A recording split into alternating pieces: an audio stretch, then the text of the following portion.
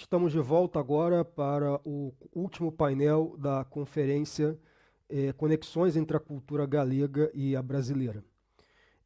Como convidada para este último painel, convidamos a professora Tayane Gaspar para comentar sobre o tema O Brasil nas obras de Neira Vilas, Manuel Rivas e Daniel Azorey. A professora Tayane Gaspar é professora em Letras Galegas da Universidade do Estado do Rio de Janeiro e professora convidada do Programa de Estudos Galegos da UERJ, universidade onde ministra as disciplinas de galego. Também atua em inúmeros projetos na área de literatura infantil e juvenil galega. É pesquisadora associada do Instituto Galego de Análise e Documentação Internacional, o IGAD. E também professora de português e de eletivas e de oficinas de galego na Escola Municipal Cívico-Militar Carioca. Então, eu vou passar a palavra agora para a professora Tayane. Ela agora vai abrir esse último painel dessa conferência. Muito obrigada pela apresentação, Thiago. Só me confirma se vocês estão me ouvindo direitinho, se está tudo certo. Ai, Sim, estamos ouvindo. Queria agradecer essa introdução do Thiago, agradecer também esse convite da Gal, que foi o Thiago intermediário, e é um grande privilégio porque esse ano esse evento conta como minha segunda participação na Gal. A primeira foi presencial aqui no Rio, no evento que eles organizaram em homenagem a Nélida Pinhon. Então eu estou muito contente de estar aqui com vocês. Queria começar alinhando algumas expectativas, até porque o tempo é curto para a gente fazer essa apresentação, e queria avisar que, embora eu trabalhe com literatura galega e língua galega há 10 anos, essa não é a minha pesquisa principal. Na verdade, eu estou terminando um doutorado sobre literatura galega, mas essa pesquisa, na verdade, é uma série de artigos que eu reuni ao longo do tempo, que eu publiquei em alguns periódicos, que eu apresentei em alguns congressos, e que eu tenho criado como uma espécie de esboço para um pós-doutorado, talvez. Eu tenho muito interesse em trabalhar com a representação social, ou talvez a imagologia, do Brasil nessas obras, né? Eu fiquei tanto tempo pesquisando sobre Galícia, eu queria pesquisar um pouquinho também sobre o meu país, sem esquecer essa trajetória que eu acumulei na literatura galega. O percurso que eu elaborei aqui, ele é um pouco simples, até porque eu não sei que tipo de público a gente sempre consegue alcançar nesses eventos online, mas eu espero que seja produtivo tanto para os especialistas quanto para as pessoas que estão chegando agora. Eu ainda estou decantando essas ideias, então não esperem conclusões, mas sim um percurso, né, uma caminhada que nós vamos fazer juntos através de 3 obras. E também já queria, né, começar falando que essas obras, né, elas vão ser analisadas desde um ponto de vista crítico, literário, dos estudos culturais, mas que a gente precisa driblar um pouco essa ingenuidade de falar de um único Brasil nessas obras. Eu já caí nessa cilada quando fui convidada também esse ano para participar de uma atividade da Escola Oficial de Idiomas em Santiago de Compostela, uma atividade com o Eduardo Maragoto, em que eu tive o privilégio de ter uma outra brasileira presente, a Bruna, e a gente se deu conta de como é muito difícil, não existe um consenso, o Brasil não é uma imagem estática nessas obras, e muito menos nas nossas vidas, e até me culpei um pouco de ter colocado no título Brasil no singular, porque eu acho que essas obras trazem uma pluralidade de imagens da nossa terra, da nossa língua e da nossa cultura. Agora a gente já vai começar com os slides. A minha proposta inicial é apresentar diferentes gêneros textuais, diferentes textos, que vão introduzir nosso alicerce nessa análise, nessas análises, né, porque são 3 obras, que é a imigração galega. Talvez essa grande hipótese de que essa penetração do Brasil nessas obras, nesse imaginário também cultural na Galícia, tenha sido, né, viabilizado por conta da imigração. Esse ano o galego ficou bastante popularizado aqui no Brasil por conta da publicação do livro do Fernando Venâncio, mas a proposta que a gente vai lançar agora é mostrar que o Brasil já habita esse imaginário galego há um bom tempo e que essa ponte existe já há muitos anos e que ela tem sido palco de muito trânsito, né? Então a literatura vai mostrar um pouquinho disso. Eu vou começar essa apresentação com uma citação que é atribuída a Rafael de Labra, que é um político espanhol, que diz que a Galícia não se compreende sem a América. E é uma frase muito usada nesses grandes manuais sobre imigração galega. Eu até trouxe para vocês verem. Eu não sou especialista em imigração, sou, na verdade, da área de literatura, mas trouxe para vocês algumas percepções sobre o que é a imigração galega. Eu vou apresentar primeiro os textos e depois eu vou falar um pouco dessas autoridades no tema que foram de grande ajuda para a construção desse trabalho. O segundo exemplo de texto é um poema bastante conhecido, principalmente por quem estuda galego aqui no Brasil, que faz parte do livro de poemas Cantares Galegos, de Rosalía de Castro, que é um poema super longo e no qual nós somos mencionados nesses versos, né? Se o mar tivera varandas, fora te ver ao Brasil, mas o mar não tem varandas. Amor meu, por onde hei de ir? Mostrando já um pouquinho desse imaginário. A letra dessa Munheira de Caniça eu consegui através do grupo A Brincadeira, e deixo o meu agradecimento aqui, que também menciona o Rio de Janeiro de maneira específica, que é a cidade na qual eu vivo, nasci e trabalho com galego, que diz: Meninha, dile ao teu pai que te meta num roupeiro, o ralão que te buscava vai no Rio de Janeiro.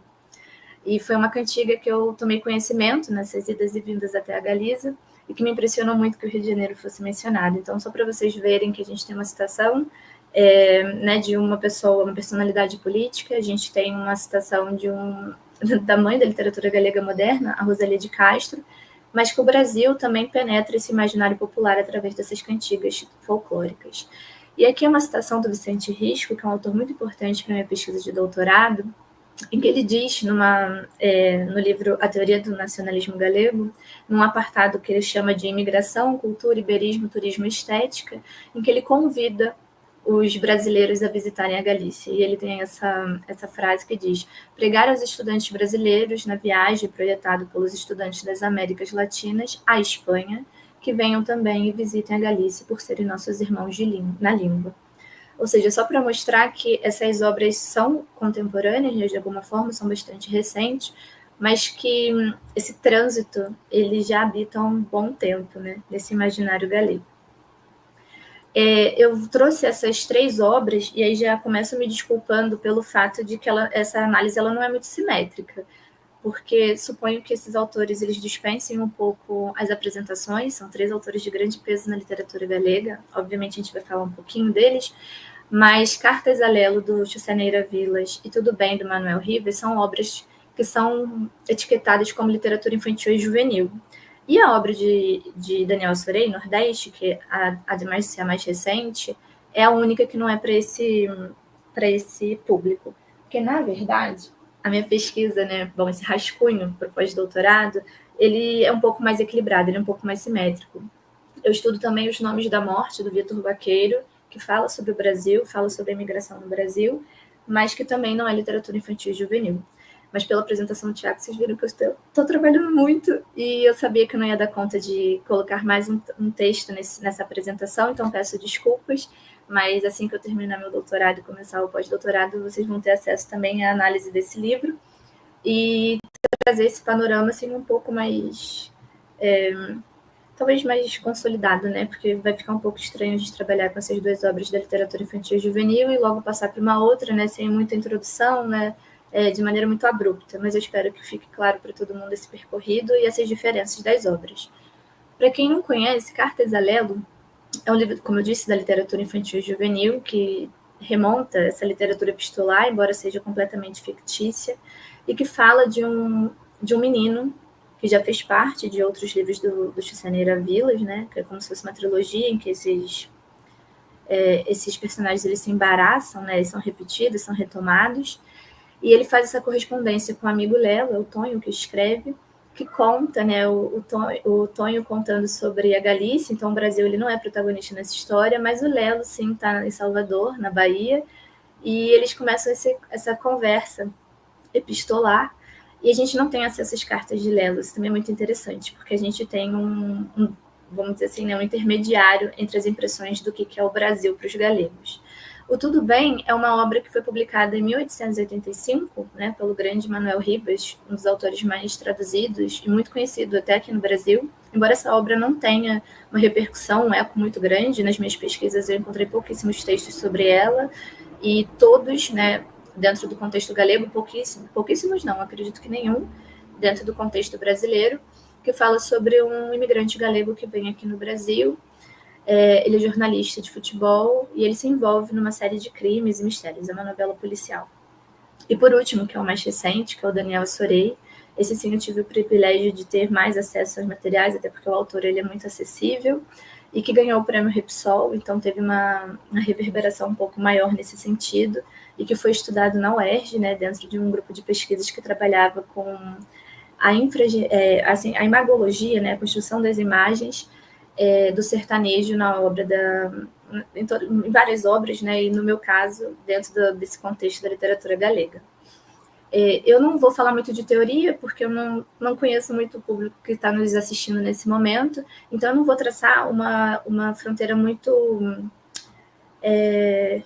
assim, bem delimitada entre a imagologia e as representações sociais. A gente vai trabalhar hora com uma, hora com a outra, mas sempre, né, tendo como pilar esses estudos sobre a migração galega, que é o que nos une, de alguma forma, acompanha e costura essas histórias como um todo. Vou falar rapidinho da imigração galega. Como eu disse, eu não sou especialista, mas eu tenho recomendações para vocês. Um dos livros que eu usei para esse trabalho, né, é a História da Galiza, Memória dos Avós Europeus, do Ramon Villares. É um livro que eu recomendo muito, e o último capítulo é especialmente sobre o Brasil, então é bastante interessante. Não trouxe físico, mas eu também sempre recomendo aos meus alunos da faculdade a tese do Antônio Corbatti Quintela, que é imensa, muito completa, e ele trabalha com o fenômeno da aculturação dos imigrantes galegos aqui no Brasil. Uma tese muito completa e está acessível também, disponibilizada na internet.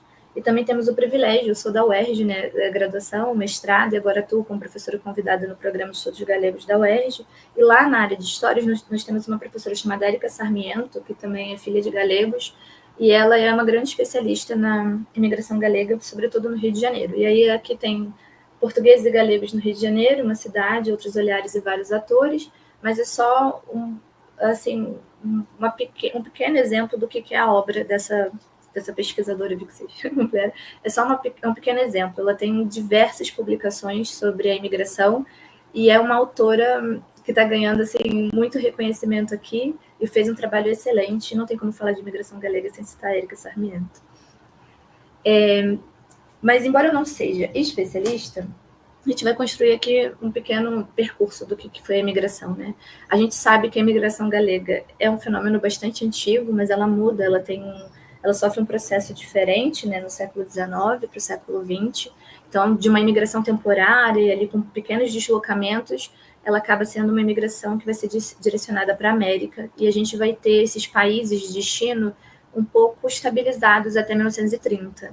E boa parte desses países, né, a gente sabe que foram a Argentina, Cuba, Uruguai, Brasil e Estados Unidos. A gente também sabe que a imigração é uma ferida histórica para os galegos, né? Isso vai gerar, claro, pontos positivos e negativos, mas que a Galícia, né, vale a pena ressaltar, que a Galícia não é o único lugar com grandes taxas migratórias, né, nessa época, pensando no contexto europeu, mas que a Irlanda e a Itália também viviam ali seu processo de esvaziamento de alguma forma. As motivações, né, muitos autores também buscam tirar esse estigma de que essa imigração ela só foi incentivada pela pobreza, mas também havia ali um senso de aventura, uma decisão, né, até porque se a gente for pensar em quem poderia pagar esses bilhetes, eram pessoas que de alguma forma também podiam não só aceitar esse destino da imigração, mas como escolhê-lo de alguma forma, mas que a questão da pobreza, dessa modernização do campo, que gera ali consequências muito sérias, e o caciquismo, né, que abafa, de alguma forma, qualquer vida saudável e produtiva nessa zona rural, são fatores de muita importância e são sempre pontuados nesses livros de imigração. A gente também sabe que a imigração galega é um pouco ambígua, porque a maioria desses imigrantes saem desse contexto rural, mas quando chegam aqui no Brasil, eles vão para esse contexto muito mais urbano. Também conhecemos, através dos dados desses autores e de alguns outros, que que essa imigração, nesse primeiro momento, ela era masculina, eles atuavam como mão de obra barata, a maioria deles, assim, um grande número, retornava à Galícia, então havia essa expectativa do retorno, o que gera o mito do imigrante rico, que o Antônio Corbatti Quintela já deu alguma palestra sobre isso no nosso programa, e que a gente também sempre analisa num filme muito conhecido, que é o Sempre Xoncha, né? Que traz esse imaginário desse imigrante que sempre volta com muitas posses. Por outro lado, a gente também tem uma crítica à imigração feita por muitos autores e pensadores da época sobre essa covardia, né? Como se fosse muito mais fácil migrar do que lutar pelos seus direitos, lutar por uma mudança, né, significativa em todos esses entraves que os galegos encontravam nessa vida, sobretudo rural, e como a imigração também concebeu um processo de desgaleguização, porque se a gente voltar lá naqueles países, né, que são estabilizados como rotas de destino desses imigrantes, a maioria é de fala espanhola. Então, havia, de alguma forma, esse imaginário de que o espanhol abriria muito mais portas se a imigração fosse um destino muito frequente na sua família. Tirando o Brasil, Estados Unidos, esses países falavam espanhol. É claro que havia ali todo um processo de atração política, né, que viabilizava esses deslocamentos, mas a questão da língua é muito importante. Por outro lado, como eu disse, a imigração é muito ambígua, a migração financiou muitos dos elementos, marcos culturais que a gente conhece hoje, tanto os livros quanto outros produtos culturais, financiou escolas e ajudou bastante a mudar um pouco dessa situação na Galícia. Deixa eu passar aqui para o próximo. Esse é um exemplo que a gente usa bastante nas aulas, né, que é uma ilustração do Castelau, que diz: na Galícia não se pede nada, imigra-se. Que seria um dos exemplos dessa crítica, né, dessa covardia ou dessa passividade do galego em aceitar esse fato, né, de ter que sair da sua própria terra. Desculpa se eu estiver falando um pouco rápido, mas é para poder ser comprometida com a questão do horário. E agora eu queria falar um pouquinho, né, dos galegos no Brasil e de como eles têm uma maior presença no final do século XIX e no início do século XX. E aí, esses autores que eu mencionei como autoridades no tema, eles vão definir essa imigração galega de diferentes formas. O Villares vai falar sobre o hibridismo incômodo, sobre essa identidade que ele chama de raízes ao ar, porque esses galegos eles tinham uma dificuldade em organizar essa identidade, que era a identidade herdada e a identidade adquirida.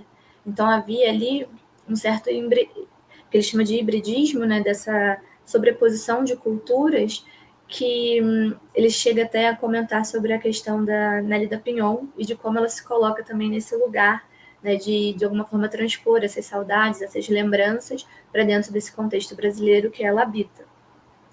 E ele também comenta sobre a invisibilidade dos galegos no Brasil. A gente vai ler uma citaçãozinha sobre isso. E ele comenta que o próprio Castelau, no Sempre em Galiza, nessa grande obra, falava sobre essa invisibilidade e o que essa invisibilidade que o Antônio Corbatti Quintela logo abaixo vai falar sobre essa aculturação, mas Castelau dizia que os galegos no Brasil eram confundidos com portugueses e eles não gostariam que essa confusão acontecesse com tanta frequência. O Antônio Corbatti Quintela puxa esse nó que o Villares traz, e na sua tese ele comenta sobre esse processo de aculturação. Também trouxe uma citação, não sei se vai dar tempo da gente ler, mas que fala sobre os processos políticos também que estavam vigentes aqui no Brasil, que tentavam, de alguma forma, abrasileirar esses estrangeiros para que eles fossem absorvidos de uma melhor forma aqui. Essa imigração ela vai estar muito mais vai estar muito mais latente no Brasil no final do século XIX, mas diferente dos outros destinos, ela vai estar muito dispersa aqui no Brasil. E a gente tem 3 cidades que foram as principais nesse acolhimento dos galegos: o Rio de Janeiro, São Paulo e Bahia. Diferente das outras localidades, dos outros países de destino, a gente tem uma ausência de federações. É claro que ainda temos as casas de Galícia, as casas de Espanha, como temos 2 aqui no Rio de Janeiro, né, uma em Niterói e a outra na cidade mesmo, mas essas federações muito bem organizadas, como tivemos em Cuba, na Argentina, não aconteceu aqui. E, por outro lado, também houve uma diferença nessas imigrações, porque havia um baixo retorno.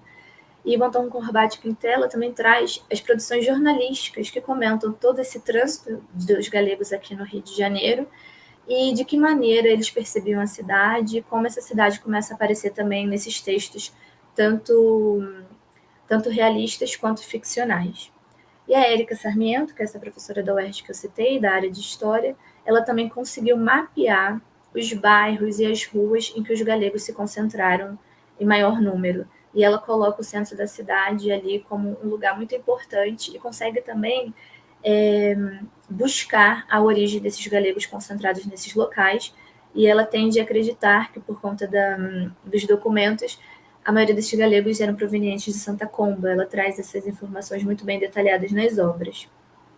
Para a gente avançar, eu vou escolher só uma citação para a gente ler, para a gente poder chegar logo nas obras, que eu acho que é o interesse maior nessa pesquisa. Só a citação do Villares, que diz: tudo isso provocou uma certa invisibilidade do imigrante galego no Brasil, e que foi seguramente reforçada pela proximidade linguística e cultural, não somente com a terra de destino, mas também com um notável contingente de imigrantes do norte português, dos distritos de Trás-os-Montes, entre Douro e Minho, que acho que resume bem essa ideia da invisibilidade da aculturação que os pesquisadores trazem nos seus estudos. Essa citação do Quintela, mas eu vou pular por conta do tempo. E a gente chega na imagem do Brasil e dos brasileiros na primeira obra que nós vamos abordar, que é Cartas a Lelo. É interessante pensar no Neira Vilas, que eu me sinto até assim constrangida de ter que apresentá-lo, porque eu sei que é uma figura muito conhecida por todos, mas ele viveu na própria pele o desterro, né? Essa vida da imigração. E viveu por muito tempo na Argentina, mas também em Cuba, e esse livro que a gente vai analisar agora nasce em Cuba. Esse livro foi publicado nas edições do Castro, né? Mas ele tem 10 anos de distância entre o primeiro livro, que é Memórias de Neno Labrego. Esse, sim, foi um grande best-seller, mesmo para a época, e continua sendo, em que a gente tem essa retomada desses personagens, essas 3 crianças que vão aparecer em 3 livros diferentes, que vão ser publicados anos depois pela editorial Acal, como O Ciclo do Neno, né? E a Memória de um Neno Labrego é sempre colocada como a primeira obra para literatura infantil e juvenil, embora a gente saiba que o pai da literatura infantil e juvenil galega seja Vicente Risco. Mas muitos autores defendem esse ponto de vista por conta da intenção desse público, né, leitor, e pelos paratextos. Então, Neira Vilas foi um grande precursor nesse sentido. Esse livro nasce como uma espécie de encomenda enquanto ele estava em Cuba. Uma colega, filha de galegos, pergunta se ele não tem essa vontade de escrever, e ele demora um pouco, mas entrega esse texto, que a gente vai falar agora, que essa é uma das capas, é um livro que foi muito reeditado, então ele tem diferentes capas. É uma literatura epistolar de ficção, mas que ele tem, é claro que não tem um pouco da realidade, mas tem um dado biográfico, que Neira Vilas trabalhou como carteiro na aldeia que ele vivia, e ele se coloca como o próprio carteiro dessa história, uma imagem poética muito bonita. E é um livro que foi traduzido para o catalão, foi traduzido, inclusive, adaptado, né, para o Braille. É um livro que realmente teve assim, um grande eco, e que, como eu comentei no início, é a história de Tonho, que busca esse contato por meio do Balbino, que é o personagem principal do Memórias do Neno Labrego, e ele vai se corresponder com Lelo, que é uma criança também, que está entre ali seus 12 e 13 anos, e que imigra com os pais para a Bahia. E é interessante porque ele vai falar da presença dos galegos na Bahia como de uma maneira muito pontual, mas a gente tem vários textos, como o do Jefferson Bacelar, que comenta que os galegos emigraram com muita força para a Bahia, né? Houve um contingente muito grande ali, né? Eu não comentei, mas a imigração espanhola como um todo foi a terceira mais importante dentro do Brasil, né? Perdendo só para a portuguesa e para a italiana. E eles se concentraram realmente ali na Bahia. A gente tem ainda os centros, os clubes da Galícia, e um trabalho muito empenhado de quem continua na direção dessas instituições.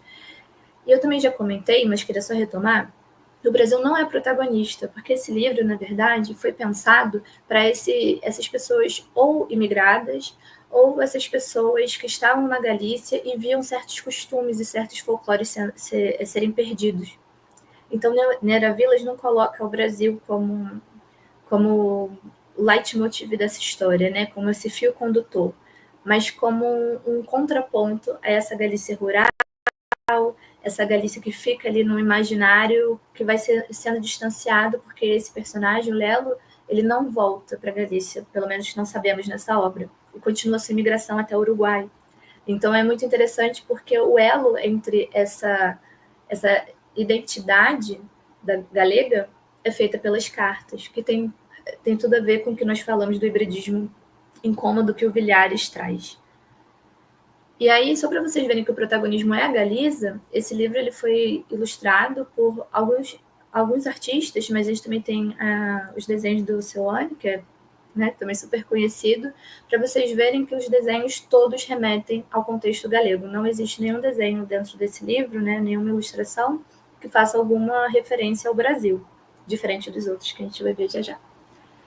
Eu trouxe alguns trechos só para vocês verem como o Brasil ele é representado e queria que vocês também comentassem como vocês se sentem lendo essas representações.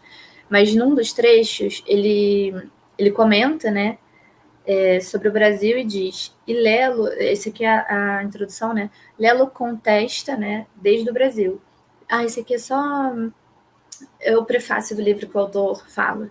E aí comenta do Brasil e fala desse trânsito que eu já comentei, eu vou pular para a gente poder ser mais rápido. Mas aqui numa das cartas ele fala, Lelinho, amigo, e comenta sobre se ele lembra dele, né, desse personagem, e diz como ele conseguiu o contato. E ele já fala que o personagem que deu o contato dele, né, que é o Balbino, falou que ele está no Brasil. E ele diz assim, e disse que você escreveu, né, e mostrou 2 cartas suas, e por certo, muito paveiras nisso que diz do Entrou e do Toleiron do Brasil. Aqui a gente tem a primeira menção do Brasil nas cartas. E aparece como essa ideia do insólito, do divertido, do diferente, né, do irreverente, por meio de uma festa mundialmente conhecida, que é o Carnaval, o Entroido. E para a gente ir seguindo, tem uma outra carta que ele diz, que acabou a história de hoje, e fala assim, gostei do que você disse sobre a Bahia, tá paveiro isso dos rapazes galegos e brasileiros na ribeira do Rio Vermelho. Conta. E a gente não tem acesso a essas respostas. Mas é interessante como o Brasil ele vai aparecendo. Naquele primeiro, fala sobre essa diferença, essa festa do carnaval. Aqui, essa relação entre os brasileiros e os imigrantes e a ideia do mar, que para mim é o que fica mais aparente nessa obra, né? E o mar como uma grande metáfora nesse sentido. Numa outra carta ele diz, que bom é bom que você vai me contando alguma coisa, o Brasil é coisa grande. E aí ele começa a falar, vê se que te afaz, né? Você está confortável com a cidade de Salvador e está feito um baiano, como diz. Essa sensação de que há ali um acolhimento muito grande da cidade. E essa carta fala do Rio e diz assim, ele comenta sobre a questão do Rio, deixa eu ver se no outro slide, não, porque eu também trouxe uma outra citação do Rio. E ele fala, eu sei que você comentou do Rio e que você gosta do mar, e ele fala outra vez o adjetivo paveiro, esses nomes da Ribeira, Tanheiros, Peri-Peri, Itacaranhã, e ele vai trazendo nomes de lugares na Bahia e sempre com esses adjetivos do diferente, do engraçado, né, sem trazer nada pejorativo. E aí, seguindo, a gente tem uma outra carta em que ele fala sobre a capoeira, fala sobre a presença de pessoas negras na Bahia, e ele fala, dessa vez você demorou para me escrever, ou quando menos demorou para chegar ou pelo menos chegou para demorar a sua carta. Por certo, eu fui ali na casa de Machado, que é outro personagem que aparece, e falamos desse jogo e dessas danças da capoeira. E aí ele fala que é uma dança que veio da África e traz de novo o mesmo adjetivo. Homens negros andam a fazer nas aforas de Salvador são coisa paveira. Assim que esse costume veio da África, é necessário ter ossos, né, ágeis, afeitos, né, desde muitos anos para aturar tais jogos. E é muito interessante que aqui ele traz um outro elemento cultural e a presença dos negros, diferente do próximo livro que nós vamos ver, aparece também de uma forma muito orgânica. Não há ali não é que não haja um grande interesse, mas a representação deles é muito cultural, um costume que veio da África, a gente está falando dos ex-escravizados, e a gente sabe que os galegos tiveram uma rivalidade com os negros na Bahia durante esse período de imigração. Então, esse conteúdo aparece de outra forma aqui. Nessa carta, ele fala sobre uma vontade desse amigo de rever, né, o Lelo, e Lelo a gente acredita que ele tenha convidado o Tonho para ir ao Brasil. Ele fala, como que eu vou no Brasil? Você foi ao rabo, né, dos seus pais, mas os meus pais não se movem. Estão falando da gente deixar as leiras para ir ao mundo afora. Falam, mas não querem imitá-los. E aqui essa decisão de não imigrar.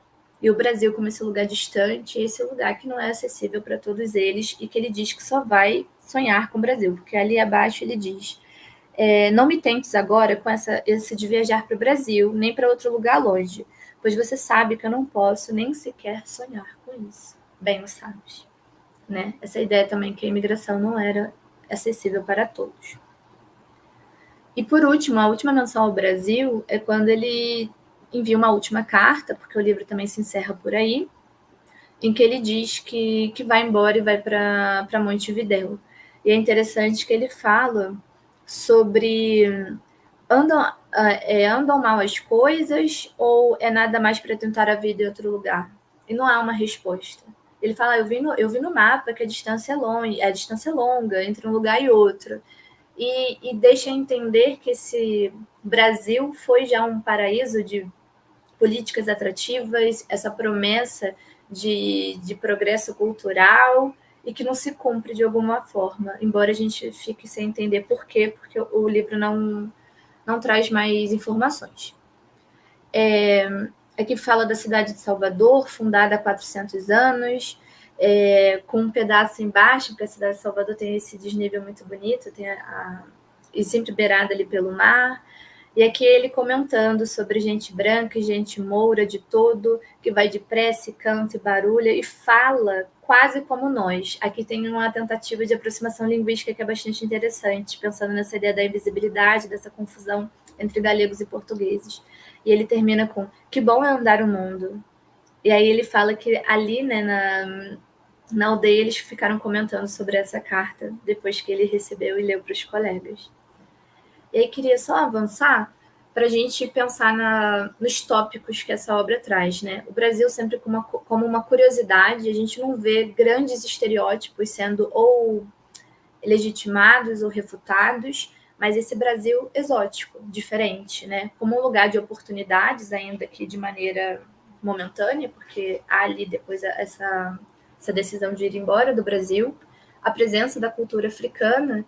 E tem uma parte que, agora que eu vi que eu não coloquei, uma pena, em que ele fala do mar e da Galícia como esse lugar, né, o país dos 1000 rios, em que ele contrapõe o mar e o rio.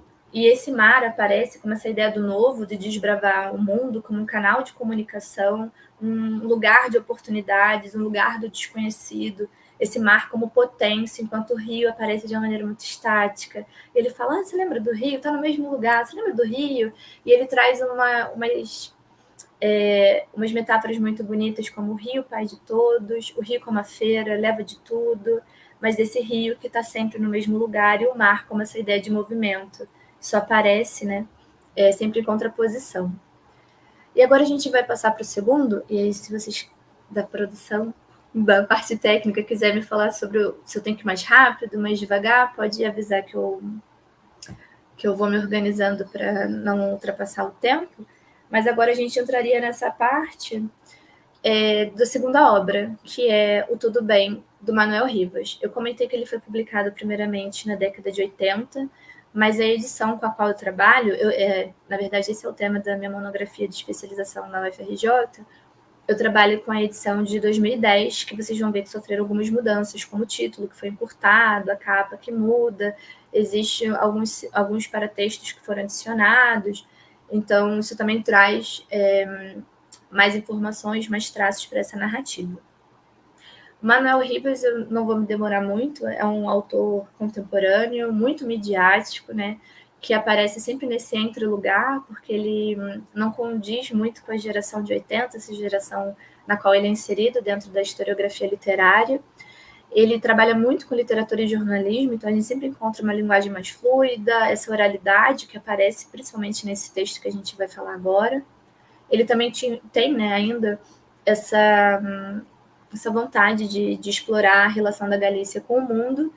E esse livro eu coloquei entre aspas, porque eu acho que é uma expressão que é super incômoda e desagradável para nós brasileiros, do gênero negro, que nada mais é do que a narrativa policial na qual essa história se encaixa. Esse livro ele sofreu, né, uma sintetização no título. Ele foi publicado a primeira vez como Tudo Bem, a Travessia e Disfarce, né, de Marcos de Andrade. E ele é um livro muito incômodo no sentido de que ele não tem uma grande expressão, né, como eu disse anteriormente. Eu não vejo muitos textos sobre ele, nem muitas pessoas falando sobre ele. Eu encontrei ele de uma maneira completamente fortuita. Foi um comentário que fez o professor de galego que trabalhava na minha faculdade. E eu perguntei, por curiosidade, como se a gente aparecia na literatura. Ele comentou, você nunca leu Tudo Bem? E foi demorado, mas encontrei esse livro, porque também não foi fácil encontrar. E depois ele foi reeditado em 2010, na série Jogos, né?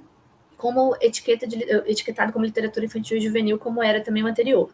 Vocês vão ver já na capa, eu falei que as fronteiras entre as teorias que a gente usa da imagologia, da representação social, elas vão ser um pouco mais fluidas e descuidadas mesmo. Porque agora eu queria me atentar para a capa. A capa me parece muito violenta das duas formas e bastante estereotipada. Embora a primeira não apareça o Brasil, a segunda tem o Cristo Redentor completamente manchado de sangue, né? Não sei.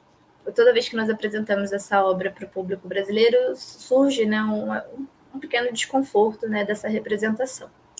A primeira capa foi muito difícil de achar, também é uma capa que, não sei, é uma obra que parece que está descatalogada, se perdeu. E esse livro vai falar do Marcos de Andrade, que é um jornalista de futebol, que vai vir para o Brasil. E ele comenta que vem porque quer, porque está um pouco cansado, que está numa terra em que as pessoas não conheçam ele, mas que ele se sinta acolhido. E vai falar sobre esses imigrantes, né? Essa colônia galega muito rica, sempre apresentada como muito rica, parte de uma elite econômica, muito bem relacionada com a elite carioca, frequentando bons lugares, né? Essa ideia do luxo realmente aparece.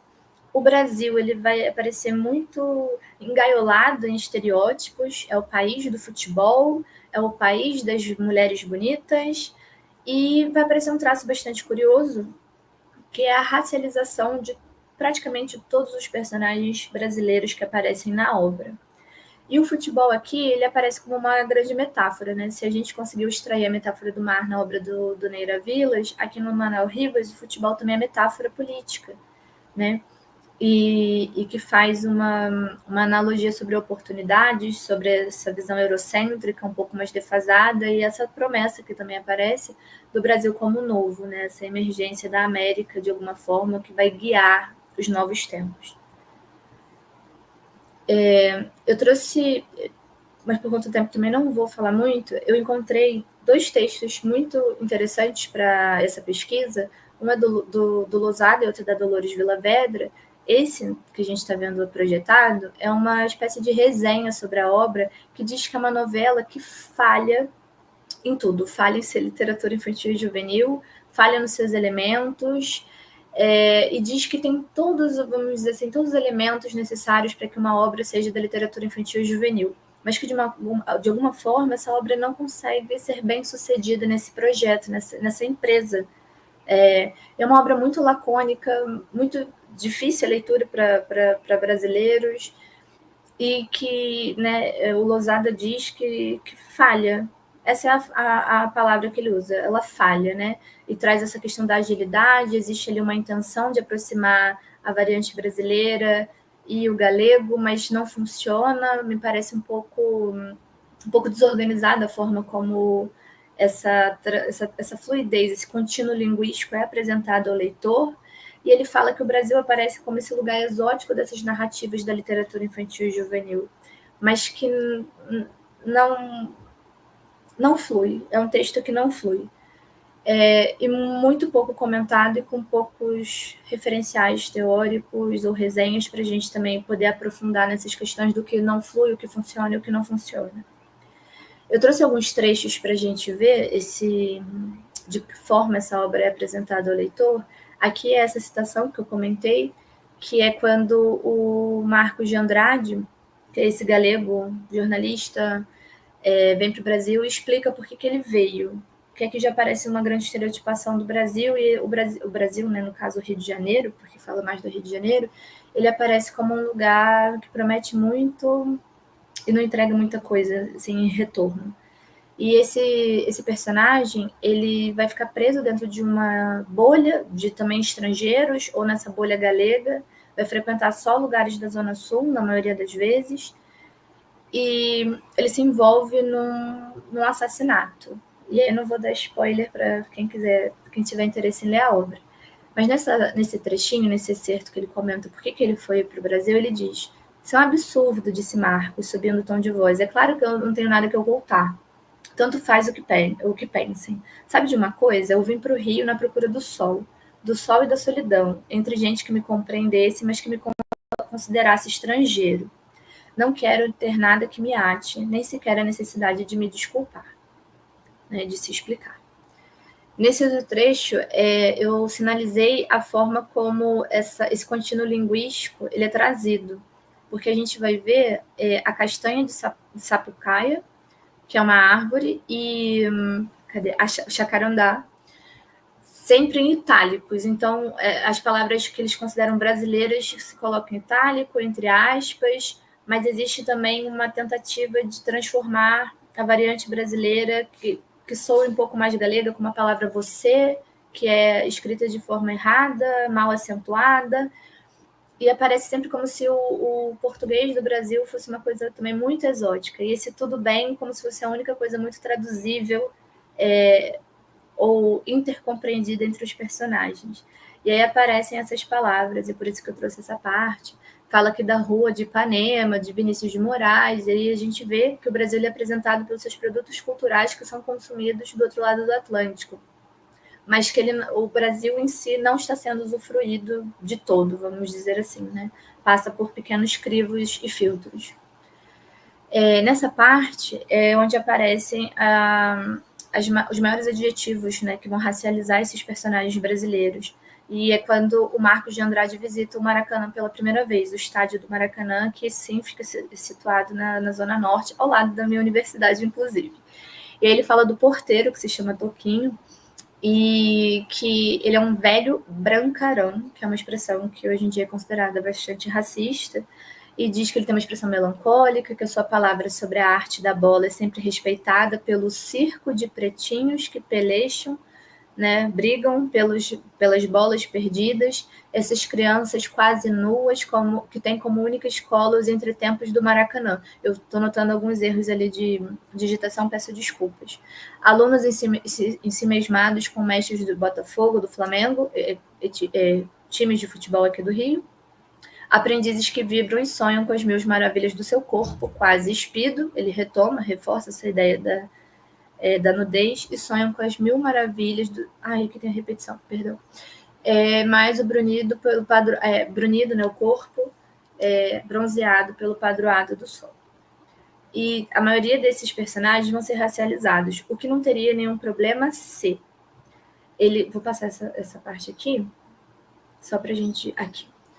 Não haveria nenhum problema de apresentar os brasileiros dessa forma se não fosse por essa citação, que diz assim: Giovanni, que é um francês, também seguia apaixonado de Moema, uma brasileira, e que mora em Auma, a primeira referência assim, fora dessa zona turística.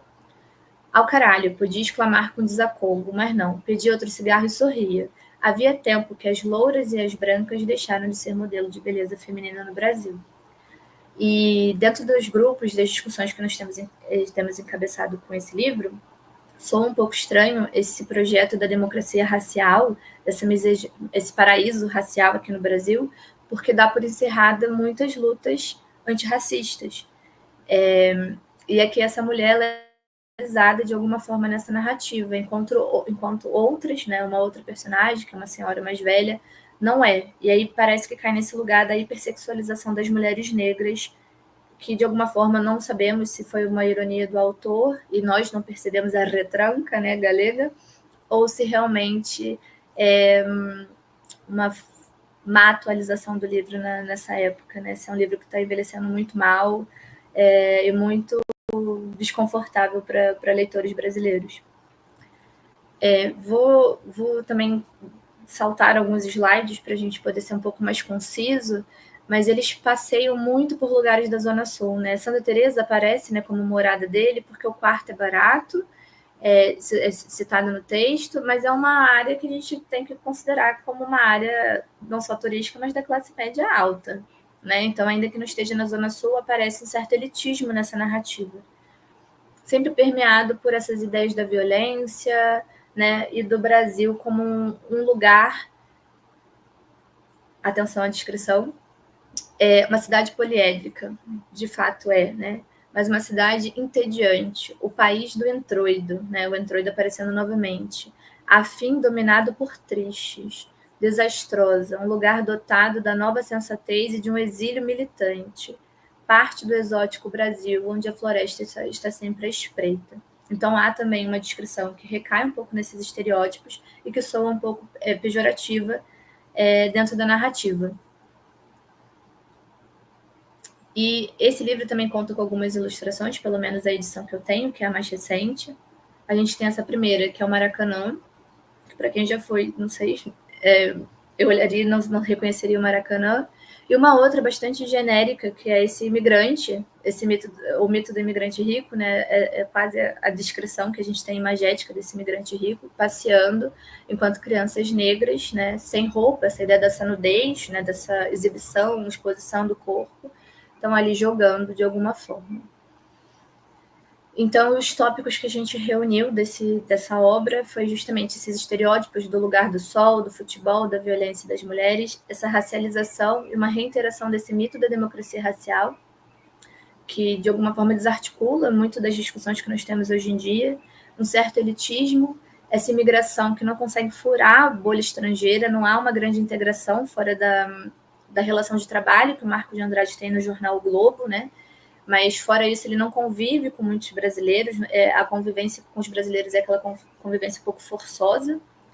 Aparece também uma coisa que já apareceu, né, um tópico que já apareceu no Neira Vilas, que é essa Europa como lugar do velho, do atrasado, e o Brasil como lugar do novo, só que aqui é através da metáfora do futebol.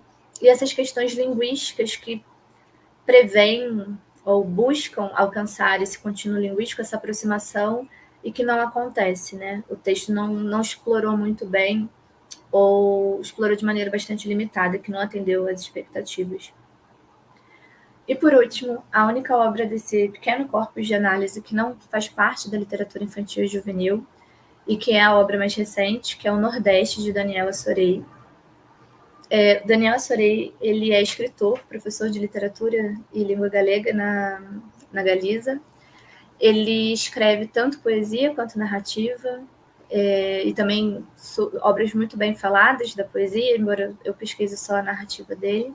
E ele ganhou, por conta desse livro, o Nordeste, o prêmio Repsol em 2016, que convenhamos que é um prêmio muito importante e que também publicizou muito essa obra de maneira bastante merecida, na minha opinião. Essa é a capa do livro, Nordeste. É um livro que não é da literatura infantil e juvenil. Preciso repetir isso para que a gente seja muito justo nessa análise e na comparação. A gente vê que a capa, a gente não tem... A do Neira Vilas é muito, muito simples, mas a do Manuel Ribas é um pouco, né, baseada nessa ideia da violência, né, porque é uma história policial, que envolve assassinato, mas aqui a gente tem um ponto de realidade que é muito interessante, porque é um livro que fala de uma utopia, de uma ucronia, que não tem muito a ver com a realidade, além de pensar pequenas histórias que aconteceram de fato, né? E a gente tem uma foto real do grupo de cangaceiros, a gente vê Lampião e Maria Bonita logo nessa primeira dimensão da foto. É um livro que, para quem não conhece, trata de uma Galícia triunfante, então a gente tem uma utopia em que a Galícia não é colônia de interior, não está sofrendo com esse centralismo espanhol que vive hoje, né, há tantos séculos, por sinal, mas que consegue recuperar o seu prestígio ganhando a Guerra Irmandinha. É um texto que responde à pergunta: e se a história da Galícia fosse outra? E aí a Galícia aparece como essa grande metrópole imperialista, dona de terras no Brasil, né, participou dessa empresa colonial e promove uma espécie de colonialismo mais palatável, a princípio, porque é uma obra que questiona isso, né? Não existe colonização palatável, né? Boa, vamos dizer assim, para quem é colonizado. E aí traz essa ideia desse novo modelo de colonização. E é um livro muito benjaminiano, porque é uma espécie de história escovada contra pelo, como aparece, né, nas teorias benjaminianas. É contar as histórias dos vencidos e dos oprimidos. E o Daniel Sorey busca isso através das mulheres. Então, nós temos ali um núcleo de mulheres que vão contar diferentes tipos de opressões históricas, de todo tipo, né, no caso, para contar essa história dessa nova Galícia, presidida por uma república que tem como líder Castelau, Santiago, que tem mar. É uma história que é isso, né? É muito fictícia, com elementos muito reais. E essas mulheres, né, a gente tem as colônias da Galícia aqui no Brasil, mas essas mulheres, elas representam uma reparação histórica. É um livro que fala muito dessa ideia dessa reparação histórica. E embora a gente tenha esse trio de mulheres, né, a Carmen de Candingas, que é quem participa desse projeto de colonização do Brasil, ela encabeça, né, de alguma forma, ela é uma autoridade ali. A gente tem a Matilda, que é a gringa, como é descrita, né, que vive em São Paulo, imigrada em São Paulo, galega, que é uma homenagem a Matilda Anderson. A primeira é uma homenagem à própria avó do autor. E a gente tem Maria Bonita, que é uma personagem histórica aqui da nossa cultura, que aparece também. E, na minha opinião, existe uma quarta mulher, que é a Galícia. E aí esse livro, né, me chamou muita atenção na época, porque ele, de alguma forma, se liga ao meu trabalho atual de doutorado, que é pensar nessa imagem feminina desde a imagologia, na qual a Galícia é retratada, desde a inteligência artificial até os textos do século XIX, século XX, e agora na literatura infantil e juvenil. Então, para mim, eu tenho por mim, e aí é a minha análise pessoal, de que esse livro também fala dessa outra mulher. E aí eu vou passar rapidinho, porque eu estou vendo que eu estou sendo um pouco desleixada com o tempo, mas cada mulher vai apresentar um tipo de luta, né? E a gente tem a Carmen, que é contra o capitalismo, a exploração e submissão histórica desses lugares que foram colonizados. A gente tem a Matilda, que luta pela liberdade de opinião, sobre essa manipulação da imprensa, essa ideia de que quem escreve detém também o tom com o qual essa narrativa vai ser construída. E a gente tem Maria Bonita, que é uma figura histórica, né, que agora está sendo redescoberta sob novas perspectivas. Maria Bonita foi estudada como uma mulher de Lampião e ponto. Então agora estão desvelando um pouco essas histórias, né, por trás de Maria Bonita e o seu papel nessa reivindicação que o movimento do cangaço fez. E ela luta contra esse patriarcado, né, que de alguma forma tem ali seu antagonista, que é o próprio Lampião, e a opressão sexual, porque Maria Bonita, nesse livro, vive um romance lesbo-erótico com Matilda. E essa Galícia feminizada, que traz não o seu par antagônico, não é uma Galícia masculina, embora Castelau apareça como líder, né, nessa Galícia republicana, mas essa ideia de uma feminilidade desconstruída desde o ponto de vista dessas opressões. E aí eu trouxe algumas citações, e essa é muito interessante, porque é uma citação que fala da Matilda, que é a gringa, que mora em São Paulo, né, a grande metrópole, e ela pede para ir até o Nordeste, até o sertão, para fazer esse trabalho jornalístico sobre o movimento do cangaço. E diz: mulher roxa, de pele branca e apencada. E aí descreve ela e fala: ergue-se da cadeira giratória de madeira e protesta com um tio humilde, abstraída, e olha a cidade pelas janelas do edifício, né, de Bell Arts, desde o diário em que trabalha. Embaixo, a selva de cimento cisca luzes de cores intermitentes e os arranha-céus brancos que sinalizam as estrelas esbicam... Perdão, gente, eu sou míope, eu estou tendo uma dificuldade para ler. Esbicam o sono que engolipou a orbe esteira. Ninguém diria que há dias percorrer o sertão quente e vira crianças descalças que corriam atrás dela, como se no seu rosto estivesse pendurado o progresso e a mantença, né? E assim era o seu Brasil, um continente de contrastes e uma teia mendada em costurões de dor. essa é uma descrição que me parece muito potente do Brasil, que é essa ideia do contraste entre uma metrópole como São Paulo e o Nordeste, como esse lugar do atraso, da pobreza, né? Esses pares antagônicos que vão sendo manipulados na narrativa. E é o sertão descrito, né, não dentro desse lugar estereotipado, ou como esse autor aqui, ó, deixa eu mostrar para vocês, o Durval Júnior fala sobre a invenção do Nordeste, né? A gente estava falando sobre as teorias benjaminianas, que o Daniel, de alguma forma,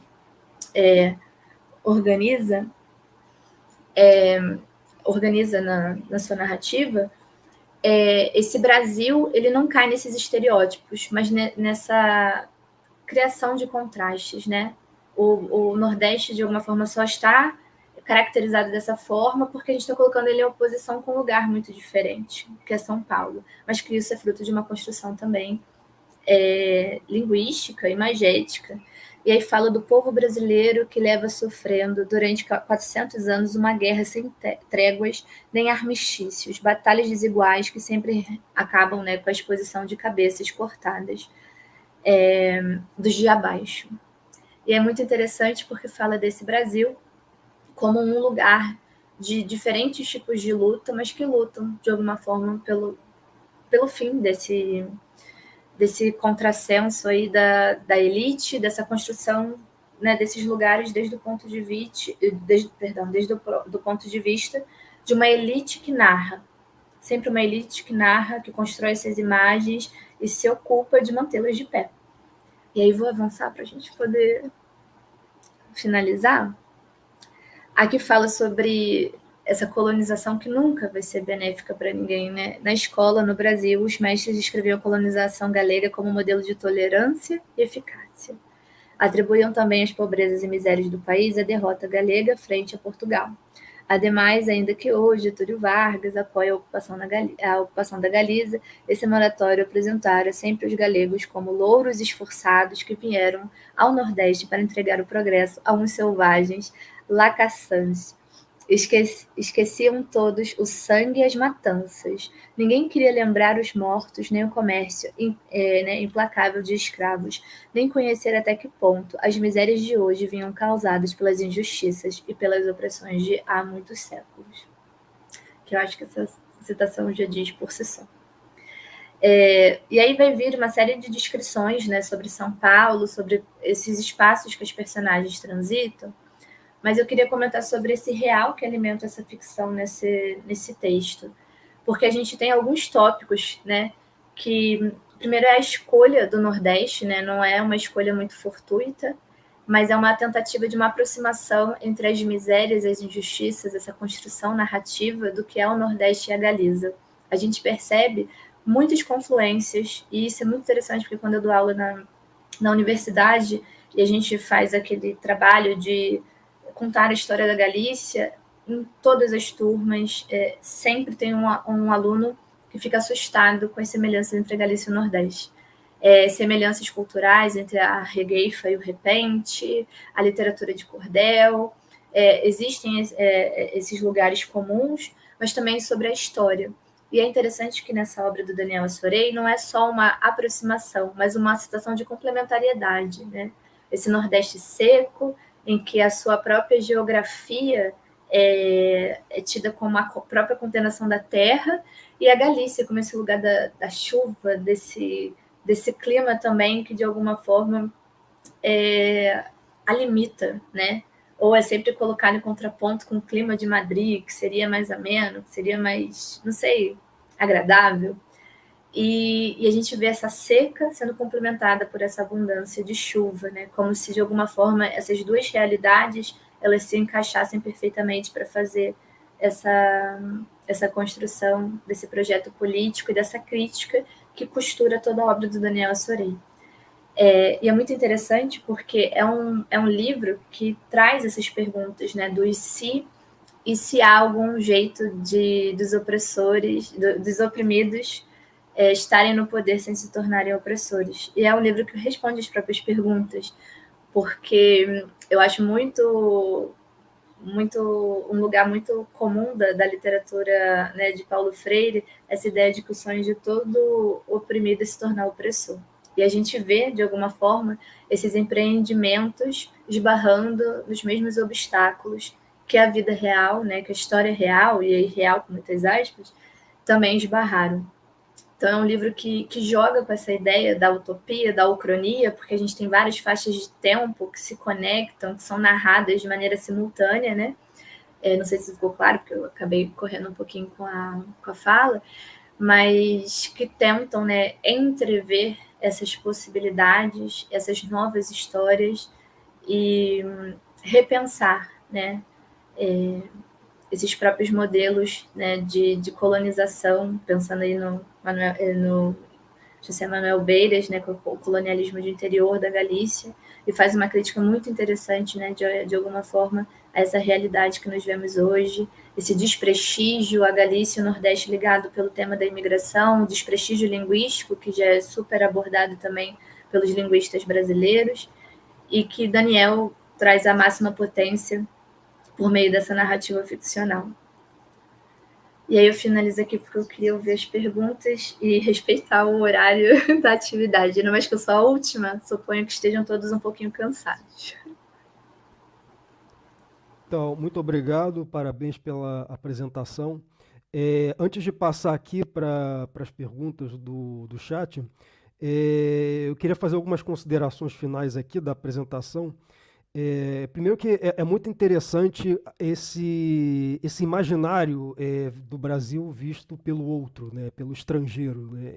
Algo que, como você descreveu muito bem, né, você vê o Brasil segundo perspectivas e matizes variados, né, desde a Galícia, que pode ser desde essa visão como uma promessa utópica, exótica, como na primeira obra do Neira Vilas, né, no caso de Salvador, como aquela promessa, desde até essa visão até distópica, né, como uma terra de violência, de perdido, como um local de caótico, né, como no caso do Manuel Rivas, ou também nessa visão como uma familiaridade, né, até uma empatia maior pela situação de opressão e de miséria, né, como nessa última obra que foi descrita do Nordeste.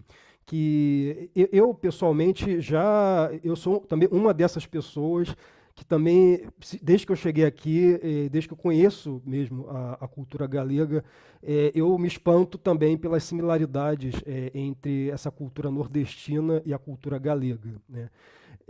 Não somente também essa questão do folclore, da música, um outro ponto também que eu vejo muita similaridade é a festa de São João também, que aqui também é muito celebrada na Galícia. Eu também me espantei bastante com as similaridades nesse sentido. Você tem esse regionalismo nordestino e esse regionalismo galego é algo que merece assim, ser bastante estudado assim, futuramente, porque assim, isso foi impressão minha, né? Eu vejo muitos paralelos a serem feitos nesse sentido, né? Nesse sentido. Tiago, você comentou sobre o Sanchoan. Eu tenho uma eletiva de galego na escola, né? Então eu dou aula para crianças de 11 a 15 anos. E a turma que eu tenho agora tem entre 14 e 15 anos, estão no 9º ano, e a gente estava estudando Sanchoan. Então assistimos um filme que fala sobre Sanchoan, sobre as ervinhas, e eles fizeram dentro da celebração da festa junina, como nós conhecemos aqui no Rio, né? Que também é um pouco estereotipado.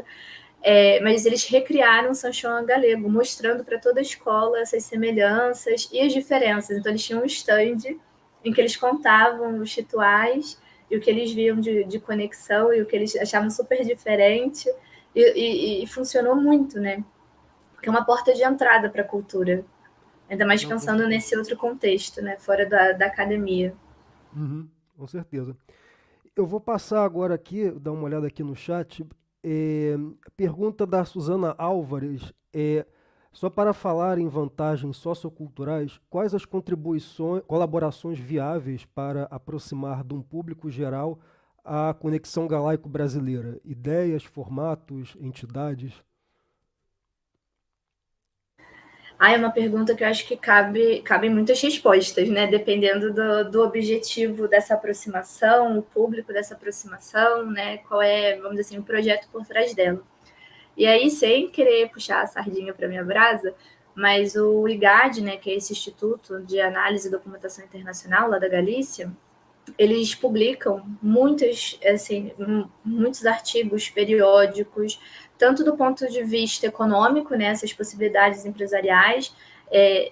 Eu tinha pensado em trazer, mas não ia dar tempo, mostrar os elementos galegos que tem aqui, né, os hotéis. Eu moro num bairro que tem um hotel chamado Riassoro, obviamente é de galegos, né? E aí, 2 bairros depois, tem um outro hotel que se chama Hotel Galícia, com a bandeira galega e tudo. Então, eles também estão em contato com esses empresários galegos, né, que continuam aqui no Rio, e eles têm um plano que se chama Plano Brasil Galícia, né, para, de alguma forma, publicizar essas possibilidades econômicas. Agora, dentro da minha seara, que é a academia, né, e agora eu estou em polos completamente diferentes do ensino, né, eu consigo ver várias frentes assim de abertura dessa conexão, dessa aproximação entre Brasil e Galícia.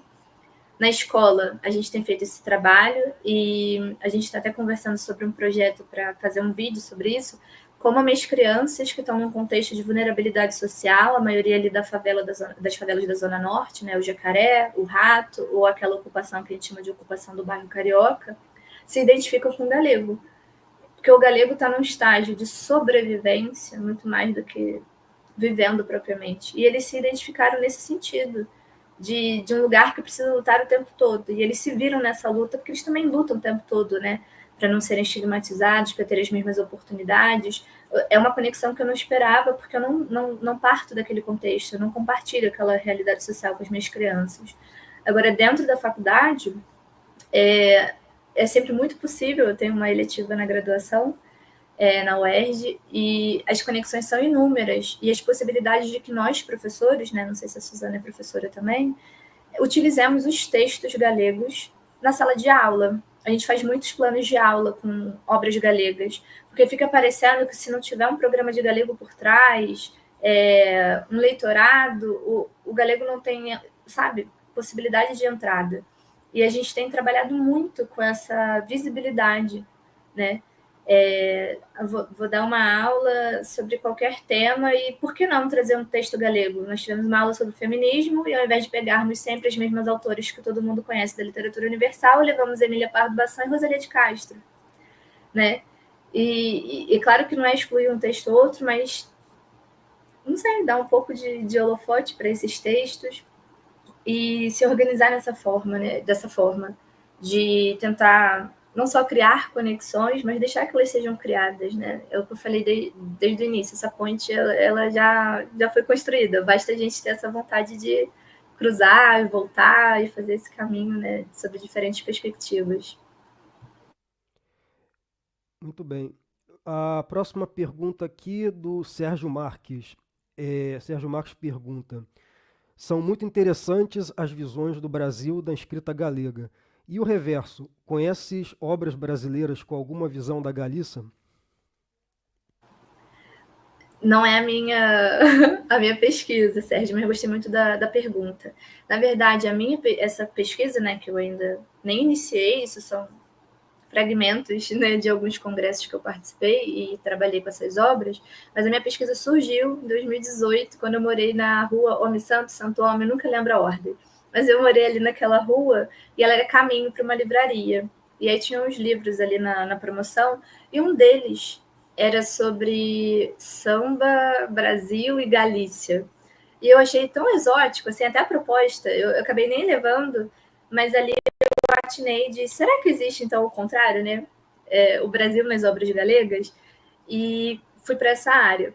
Mas de cabeça, assim, pensando, a gente não tem tantos que falem de maneira, como eu posso dizer, assim, muito assertiva sobre a Galícia. Mas a Galícia aparece em muitos lugares. É que às vezes ela está nesse grande guarda-chuva de Espanha, né?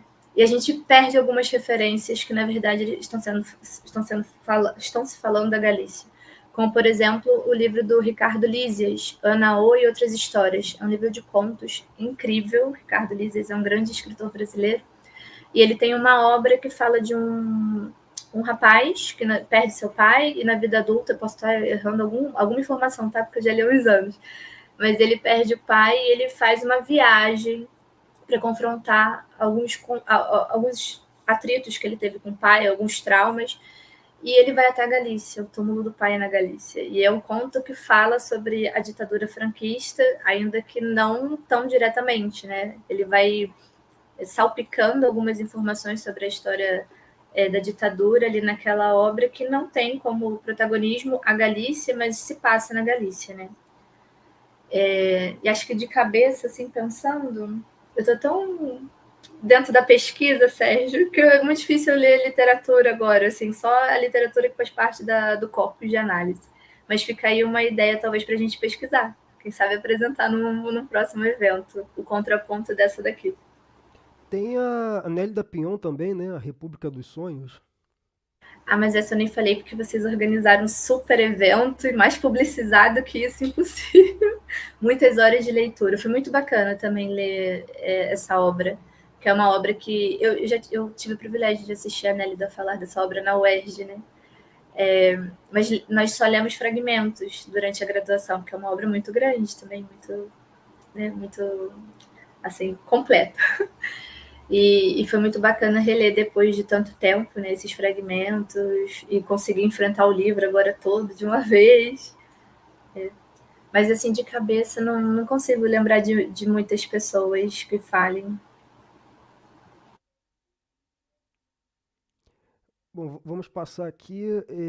Horácio Fernandes, a seguir de Orando pela Nossa Língua. Saudinho desde Buenos Aires, a quinta província galega. Horácio participa da Federação Galega da República Argentina. Sempre presente nas atividades. É um querido, ajuda muito a divulgar todos os projetos de galego e tá ali, né? Na casinha também da Galícia, que é a Argentina. E a última, Jana Melo, estou lendo El Lápis del Carpinteiro de Rivas. Essa obra eu recomendo muitíssimo a toda a gente. Para mim é uma das melhores histórias do Manuel Rivas. Essa é muito fácil de encontrar, bom, no Rio de Janeiro, tá? Mas é muito acessível nas livrarias de segunda mão. Inclusive no centro da cidade vocês encontram com alguma facilidade essa e os poemas galegos de Lorca. São engraçados, são duas obras que sempre são esbarro com elas quando eu estou nos sebos assim cariocas. Mas se vocês souberem procurar, vocês vão encontrar coisas preciosas da literatura galega espalhadas nessas livrarias de segunda mão.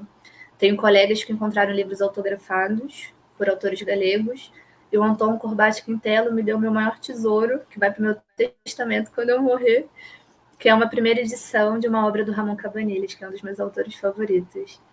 E o Lápis do Carpinteiro, né, como eu mencionei esse do Ricardo Lísias, que fala sobre a ditadura, né, o Lápis do Carpinteiro fala muito sobre essa questão da opressão e a potência dessa metáfora do lápis, né, também é muito bonita. A gente falou tanto de reescrever histórias através do Daniel Assorei, é um livro que fala um pouco disso também, né, dessa importância da expressão, da literatura.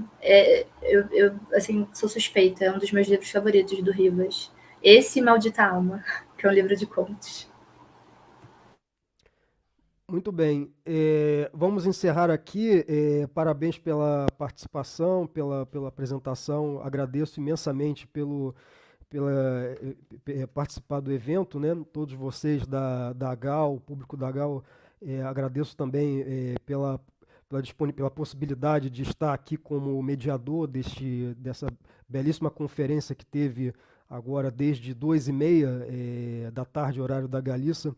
Então, estamos agora já encerrando, esse é o último painel agora, então agradeço a todos pelo evento, pela participação, então muito obrigado.